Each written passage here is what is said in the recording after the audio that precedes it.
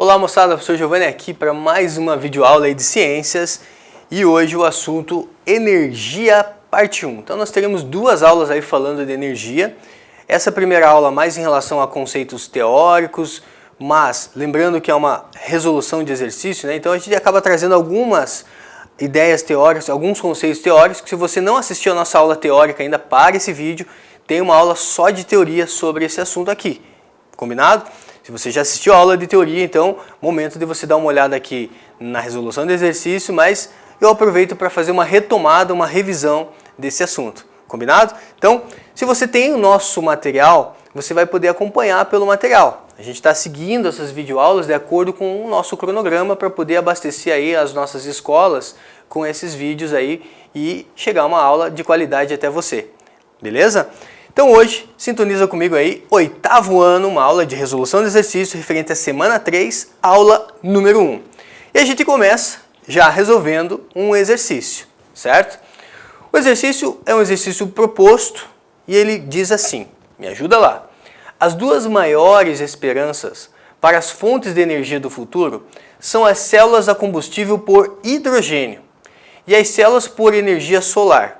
Então, dois pontos importantes, né, para a gente dar uma destacada aí.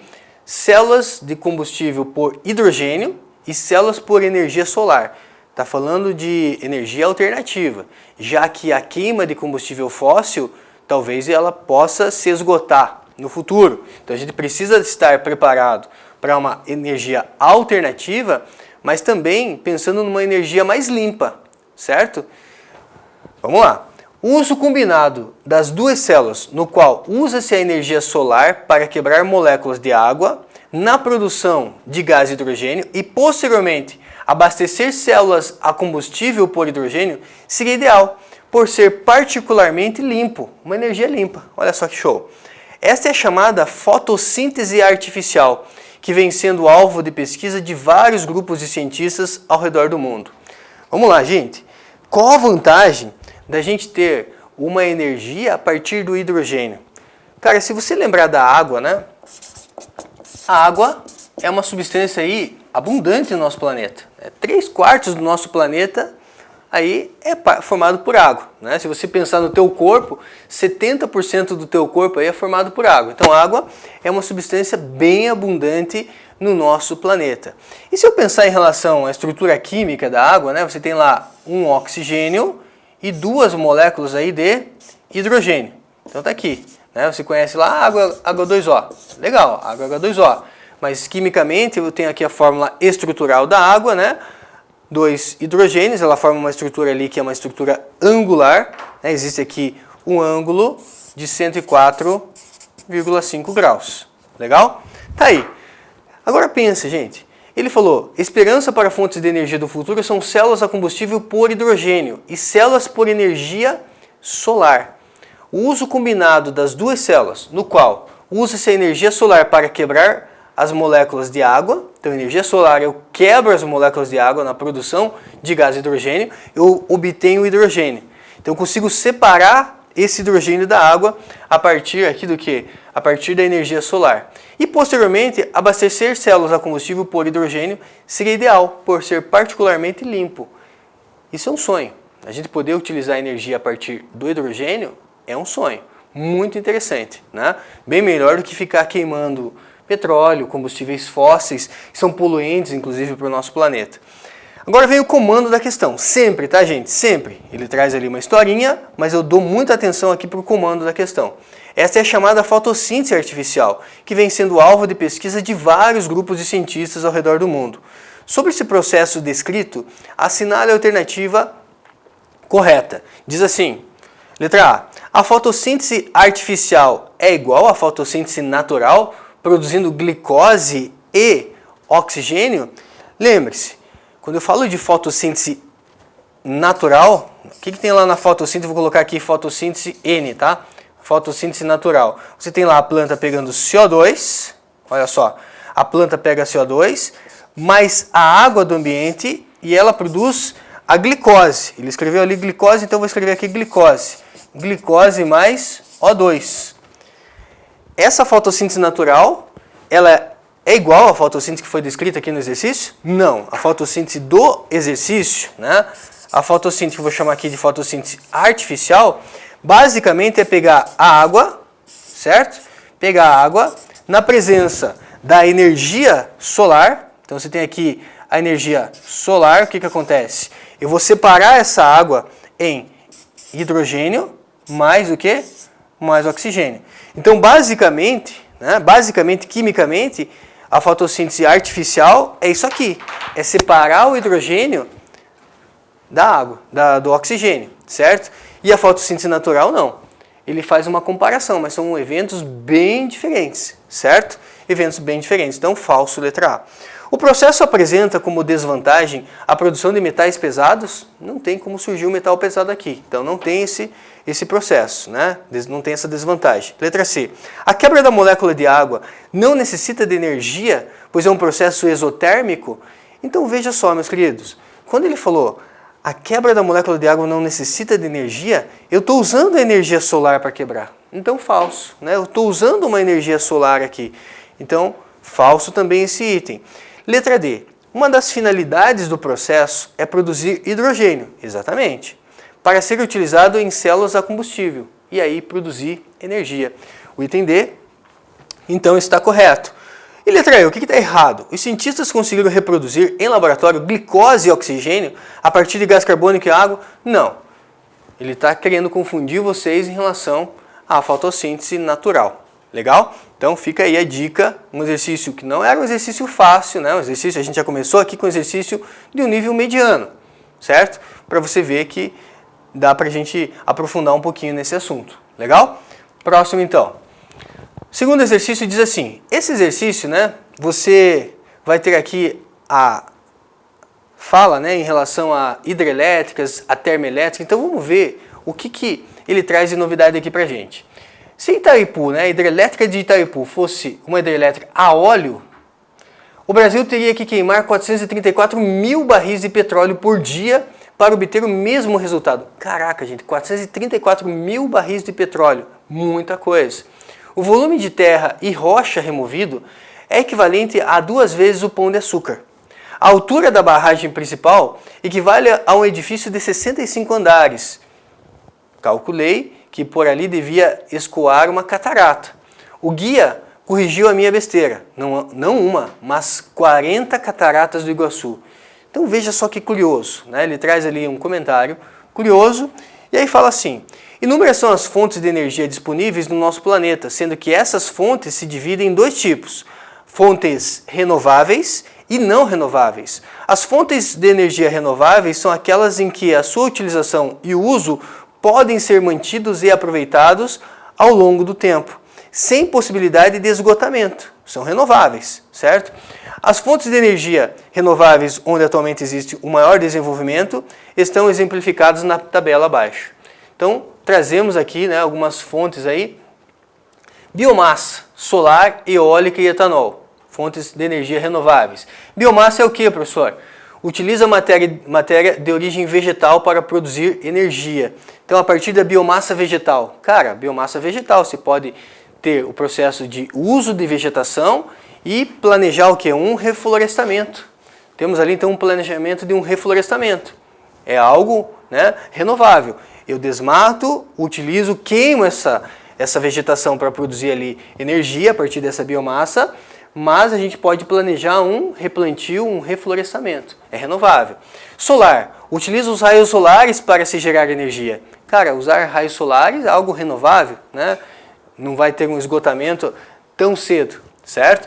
Eólica. Utiliza a força dos ventos captada por aerogeradores. Também muito inteligente, muito interessante. Só tem um detalhe, né? Em relação à eólica, a gente tem uma limitação porque tem algumas regiões, por exemplo, que são envoltas ali, né, por montanhas que não venta muito. Então não adianta eu pensar na eólica. Tem regiões em relação ao solar que às vezes não tem sol direto, então também não tem como você pensar em utilizar uma energia dessa. E o etanol utiliza subprodutos de origem vegetal e substitui a gasolina como combustível. Ele é poluente, mas ele é menos poluente em relação à gasolina. De acordo com a tabela e seus conhecimentos a respeito de combustíveis e energia, está correto o que se afirma em... Então, o que se afirma aí? Letra A, vamos lá. Apesar de existir abundância no Brasil e ser economicamente viável, a energia solar ainda é pouco explorada por razões políticas. Energia solar pouco explorada por razões políticas. Falso. A energia solar ela é pouco explorada muitas vezes por razões técnicas. Né? A questão, né, que tem região que não tem uma quantidade significativa de sol. Você vai pegar, não é toda região que tem sol todo dia. Né? Então não adianta, questões técnicas, mas não políticas. Então falso esse item A. Em regiões cercadas por montanhas e de muita terra, a melhor alternativa energética dentre as destacadas seria a eólica. Em regiões cercadas por montanhas, eólica, não, a gente comentou isso, né? Não bate isso daqui também. Né? Se é cercada por montanha, não tem muito vento, então não adianta instalar ali os aerogeradores. Letra C. Por ser obtida a partir do bagaço de cana-de-açúcar, a partir da vegetação, né? Álcool, madeira, palha de arroz, óleos vegetais, dentre outros, a biomassa poderia ser uma alternativa economicamente viável em regiões de terra fértil.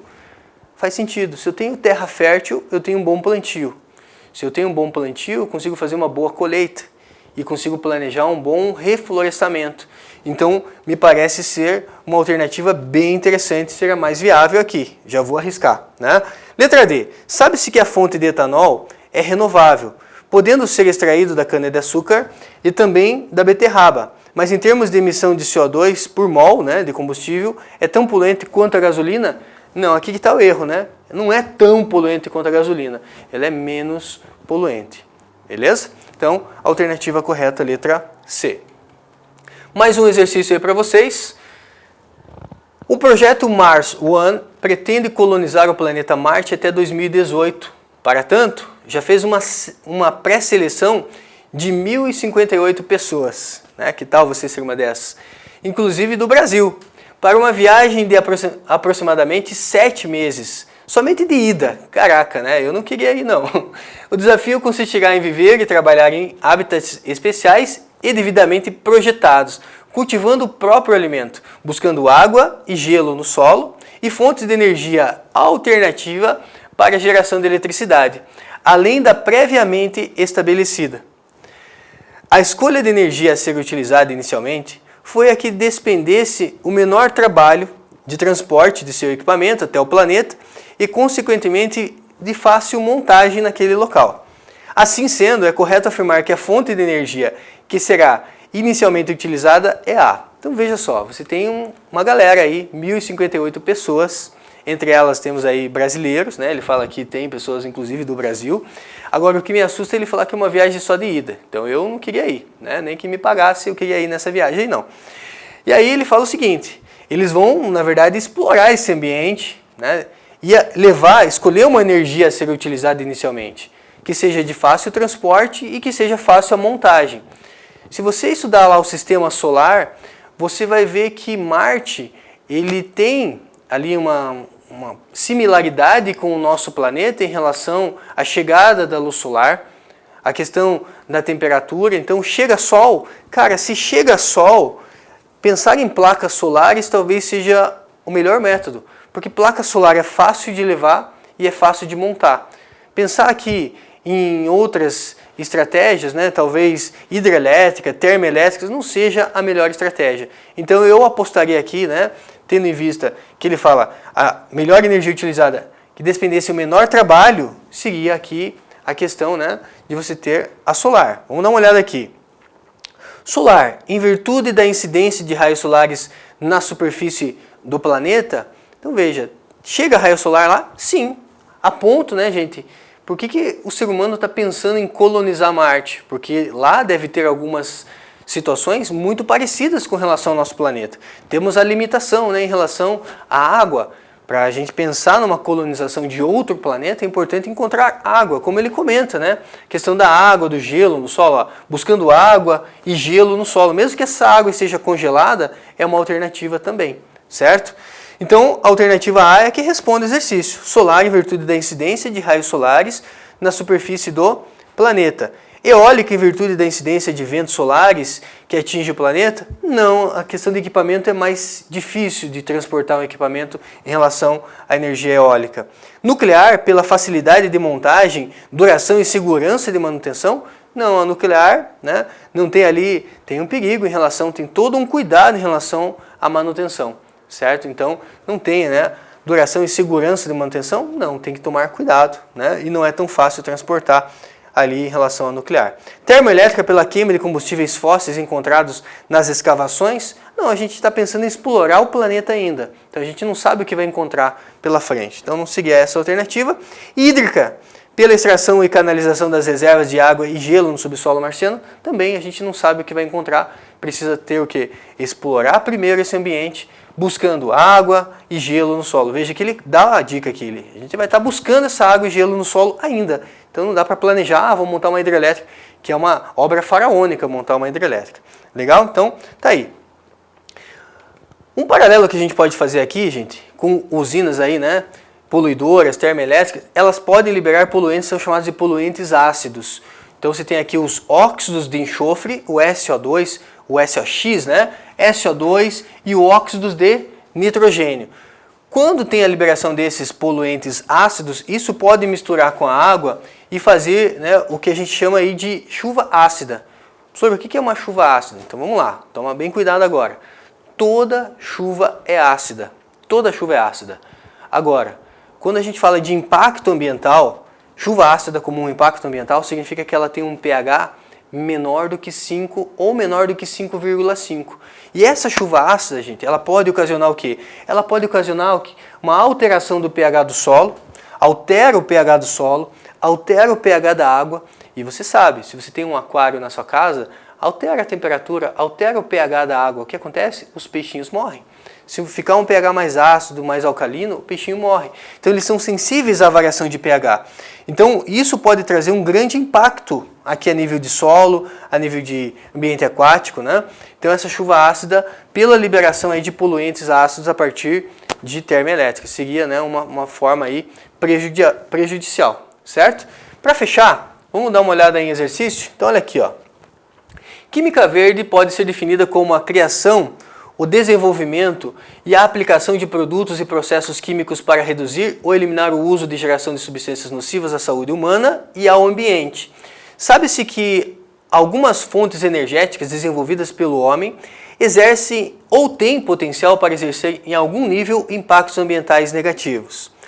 À luz da química verde, métodos devem ser desenvolvidos para eliminar ou reduzir a poluição do ar, causada especialmente pelas... Quando a gente fala de poluição do ar, lembre-se, por que eu falei anteriormente em relação à chuva ácida? Poluentes ácidos liberados principalmente a partir de termoelétricas. Podem causar o quê? Impactos como a chuva ácida. Lembrando que chuva ácida, como impacto ambiental, pH menor do que 5 ou 5,5. Então, à luz da química verde, métodos devem ser desenvolvidos para eliminar ou reduzir a poluição do ar, causada especialmente pelas termoelétricas. Em relação à hidrelétrica, usinas geotérmicas, fontes de energia solar ou eólica, a termoelétrica tem a relação ali com a chuva ácida. Anota isso aí por gentileza, beleza? Para fechar, galera, na próxima aula a gente vai falar sobre energia parte 2. Daí é uma parte mais aplicada em relação a circuitos elétricos, a gente vai resolver exercício, tá? Mão na massa, certo? Essa foi uma aula aí meio teórica, mais teórica, apesar de a gente ter resolvido o exercício, mas assim, uma aula tranquila, né, em termos de conceito. Mas a próxima aula vai ficar mais difícil aí em relação a cálculo, fazer continha. Então, fica a minha proposta para vocês, eu vou mostrar o exercício só para você já fazer em casa. Então, o primeiro exercício que vai ficar como tarefa de casa, dá uma olhada aqui, para o vídeo, resolve o exercício, faz um print na tela. Segundo exercício, esse aqui. E o terceiro exercício, esse aqui. Lembrando, gente, que quando você vai resolver um exercício, a primeira vez que você lê o exercício, talvez as coisas não fiquem tão fáceis. Mas faz uma segunda leitura. Talvez na segunda leitura comece a ficar mais fácil para você aí. E talvez a segunda leitura ainda não resolva a parada, aí você faz uma terceira leitura do exercício. Quando você faz a terceira leitura, aí você gabarita a questão. Legal? Fica a dica. Tá? Façam esses exercícios, deixa seu comentário aqui, deixa sua dúvida, que na próxima aula eu vou resolver esses exercícios aqui com vocês, beleza? Então tá aí, né, um desafio de exercício, finaliza essa aula e até a nossa próxima aula sobre energia. Tchau, gente, um grande abraço.